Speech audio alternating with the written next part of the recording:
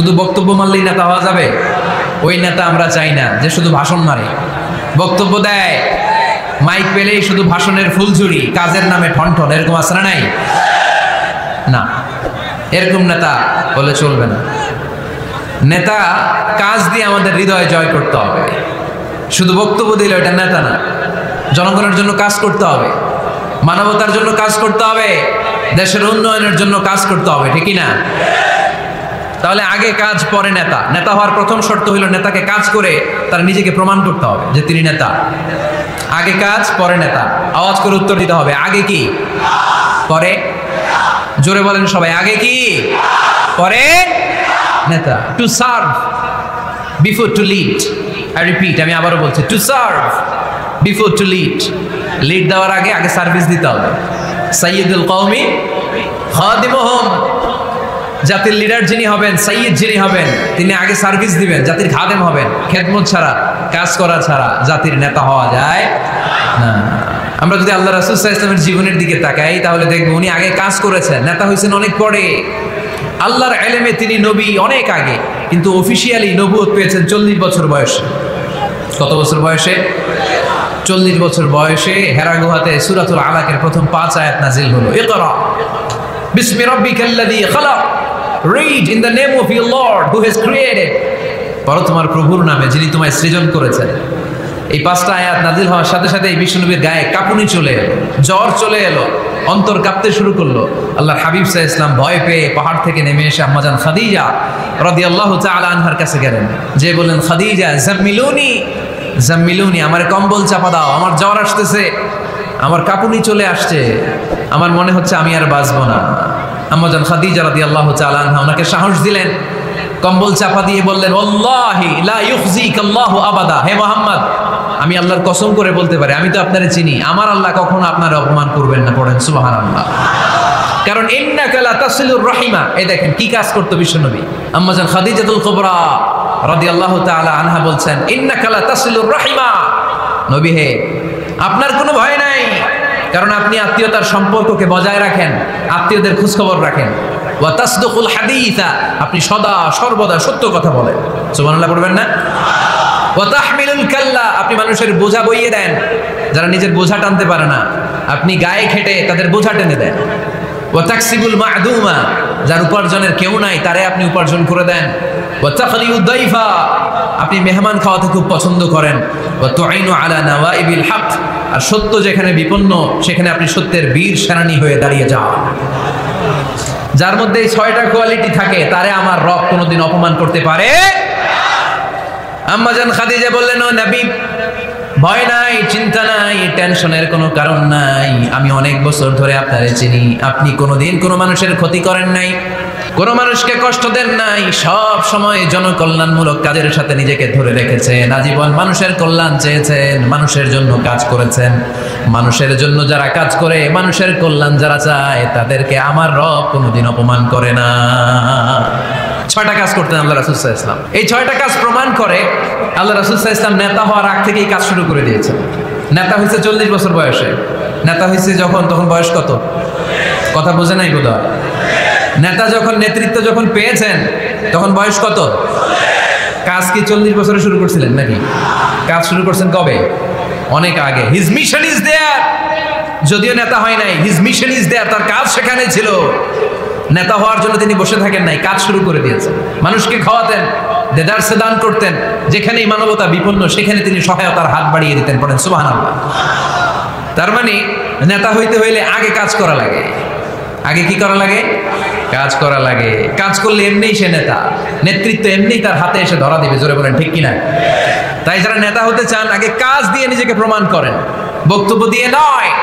To serve before to lead. Leading করার আগে আপনাকে সার্ভিস দিতে হবে, কাজ করতে হবে, কাজের মতো কাজ, ঠিক কিনা? আমরা যাই করি না কেন এটা ভালোভাবে করলে ওই কাজে বরকত দেয় কে? আওয়াজ করে বলতে হবে, বরকত দেয় কে? নেতা হওয়ার প্রথম শর্ত আমরা পেলাম, কাজ দিয়ে নেতা তার নেতৃত্বের প্রমাণ দিবে, বক্তব্য দিয়ে নয়। তাহলে বোঝা গেল আগে কাজ পরে নেতা। বিশ্বনবী আগে কাজ শুরু করছেন, নেতৃত্ব পেয়েছেন পরে, ঠিক কিনা? তাহলে আওয়াজ করে উত্তর দেন তো, আগে কি পরে কি? নেতা। আওয়াজ করে বলবেন, আগে কি পরে নেতা। কাজ করে নিজেকে প্রমাণ করা ছাড়া নেতা হওয়া যায় না। The leader should overcome all challenges and trials. নেতাকে সব চ্যালেঞ্জ আর বাধা বিপত্তি পরীক্ষা এগুলো মোকাবেলা করতে জানতে হয়। নেতা দুর্বল চিত্তের লোক হলে ওই লোক নেতা হতে পারে না। কথা বলেন না কেন? পারে? নেতা যদি রক্ত দেখে ভয় পায়, এটা নেতা না খেতা? হ্যাঁ, সাহসী হতে হয় নেতাকে। বাধা বিপত্তি পরীক্ষার পাহাড়কে ডিঙিয়ে নেতাকে সামনে চলে যেতে হয়, কারণ নেতা সব সময় জানে রাত্রি যত গভীর হয় অন্ধকার অমানিসা ভেদ করে সুবহে সাদিক হয়। গর্ভবতী নারীর পেটের ব্যথা যত বাড়তে থাকে নতুন মেহমান আগমনের সময় ঘনাতে থাকে। মুমিনদের জীবনে বাধা বিপত্তি পরীক্ষা যত বাড়তে থাকে মুমিনদের বিজয়ের সময় সামনে আসতে থাকে। এজন্য বাধা বিপত্তি নেতাকে নাড়াতে পারে না, কারণ নেতা অনড়, নেতা কোনো কিছুতে টলে না, নেতা অটল। সে সব ধরনের বাধা বিপত্তি চ্যালেঞ্জকে দুমড়ে মুচড়ে সামনে যায়, সেই নেতা। আওয়াজ করে বলেন ঠিক কিনা? নেতাকে পরীক্ষা দিয়ে নেতা হতে হবে। পরীক্ষা দেওয়া ছাড়া নেতা হওয়া যাবে? পরীক্ষায় পাশ করলে তবেই নেতা, ঠিক কিনা? এই কোরআন আমাদেরকে তাই জানিয়েছে। সাইয়েদনা ইব্রাহিম আলাইহিস সালামকে আল্লাহ বললেন, ইব্রাহিম তোমাকে অনেকগুলো বিষয় আমি পরীক্ষা করব, যদি পরীক্ষায় পাশ করতে পারো তাহলে তুমি নেতা। তাইলে তুমি কি? وَإِذِ ابْتَلَى إِبْرَاهِيمَ رَبُّهُ بِكَلِمَاتٍ فَأَتَمَّهُنَّ قَالَ إِنِّي جَاعِلُكَ لِلنَّاسِ إِمَامًا। সুবহানাল্লাহ পড়েন। আল্লাহ বললেন, ইব্রাহিম অনেকগুলো বিষয় আমি তোমারে পরীক্ষা করব। সাইয়েদনা ইব্রাহিম সবগুলো পরীক্ষায় উত্তীর্ণ হলেন। ফলস্বরূপ খুশি হয়ে আল্লাহ বললেন, ইব্রাহিম আমি তোমারে গোটা বিশ্বের সবার জন্য নেতা বানাইয়া দিলাম। Allah puts Ibrahim in some trials and he successfully overcome all the trials he faced. Allah said, Ibrahim, I'm gonna make you the leader. Ibrahim 5টা পরীক্ষা নিয়েছি তোমার জীবনে, বড় বড় পরীক্ষা, অগ্নি পরীক্ষা। সবগুলো পরীক্ষায় যেহেতু তুমি গোল্ডেন এ প্লাস, তোমারে আমি রেজাল্ট স্বরূপ নেতা বানাই দিলাম। সুবহানাল্লাহ কইতে বললেন না? তাহলে নেতা হতে হলে পরীক্ষায় পাশ করা লাগে। বিপদ আপদ বাধা বিপত্তিকে দুমড়ে মুচড়ে পাহাড় সম বাধাকে থোড়াই কেয়ার করে নেতা সামনে চলে যায়, তিনি আমাদের নেতা। চিল্লায় বলেন ঠিক কিনা? তাহলে দ্বিতীয় পয়েন্টের আলোকে আমরা যদি আল্লাহর হাবিব সাল্লাল্লাহু আলাইহি ওয়াসাল্লামের জীবনীটা একটু ক্রস চেক করি, একটু ডাবল চেক করি, তাহলে দেখবো যে আল্লাহ রাসূল সাল্লাল্লাহু আলাইহি ওয়াসাল্লামের জীবনী যদি আমরা পড়ি, আমরা দেখবো যে ওনার জীবনীতে, ওনার জীবনে পরীক্ষা বাধা বিপত্তি এগুলো ছিল কি ছিল না? ছিল। কম না বেশি? এমন কোনো আযাব অত্যাচার জুলুম নির্যাতন নাই যেটা আমার নবী সহ্য করে নাই, ঠিক কিনা? যখনই কোরআনের তাফসীর করতো তখনই হাততালি শুরু হয়ে যেত, যখনই কোরআন তেলাওয়াত করতেন তখনই শীষ দিয়ে ডিস্টার্ব করা শুরু হয়ে যেত, যখনই নামাজে দাঁড়াতেন নোটের পচা নারী বুড়ি আমার নবীর ঘাড়ের উপরে চাপিয়ে দেওয়া হতো। এখনো দেয়? সিস্টেম একই, ভার্সন পাল্টায়। The system is same but the version is different, ঠিক কিনা? ওই সময় গালি দিত, এখনো গালি দেয়, আছে না নাই? ওই সময় আমার নবীরে গালি দিত পাগল, গালি দিত কবি, কোলে দিত গণক, বলতো লেস কাটা। এখনো গালি আছে না নাই? কি গালি দেয়? রাজাকার। হ্যাঁ, রাজাকারের লিস্ট নিয়েও কিলাকিলি এই দেশে আছে না নাই? তো গালি আছে, এখনো আছে, এখনো দেয়। তবে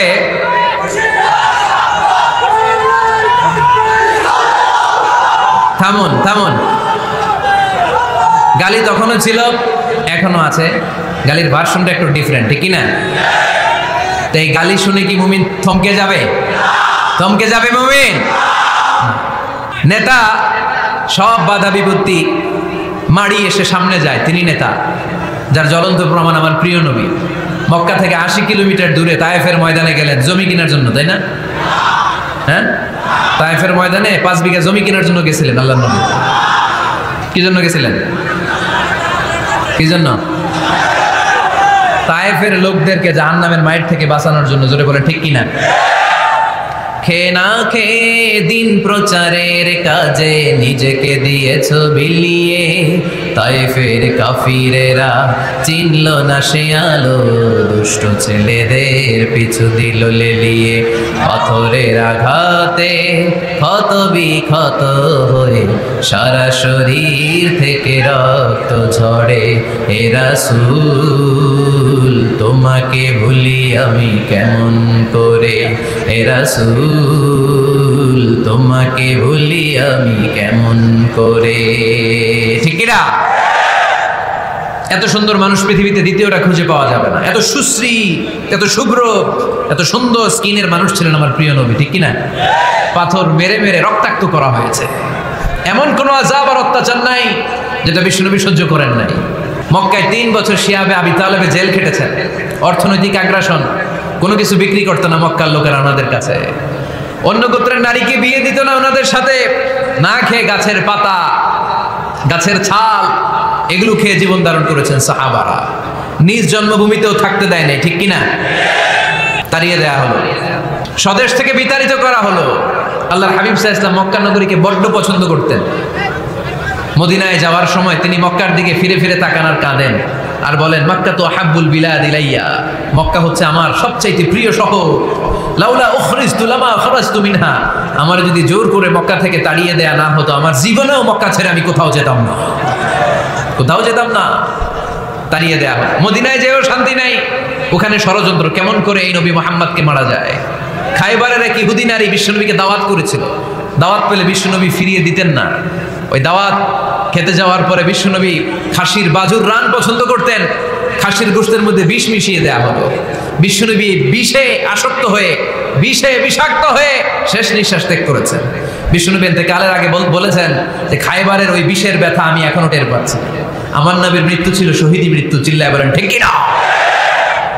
ইহুদিদের মিত্র লাবিদ ইবনুল আ'সা বিশ্বনবীকে ব্ল্যাক ম্যাজিক করেছে, জাদুটোনা। 6 মাস আমার নবী অসুস্থ ছিল। আযাব, অত্যাচার, বাধা, বিপত্তির এমন কোনো ধরন নাই, এমন কোনো ভার্সন নাই যেটা আমার নবী সহ্য করে নাই। ঠিক কিনা? তাহলে নেতা হতে হলে দৃঢ় মনোবলের হতে হবে। দুর্বল চিত্তের লোক কখনো নেতা হতে পারে না। আপনি যদি নেতা হতে চান, আপনাকে পাহাড় সম বাধা বিপত্তিকে ডিঙিয়ে সামনে যাওয়ার প্ল্যান প্রোগ্রাম আগে থেকেই করে রাখতে হবে। ঠিক কিনা?